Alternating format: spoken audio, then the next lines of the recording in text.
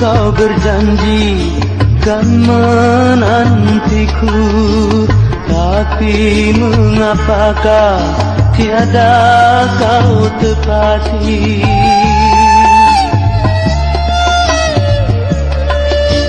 Banyak ku mendengar kau telah beristri, kukira engkaulah yang mengingkari.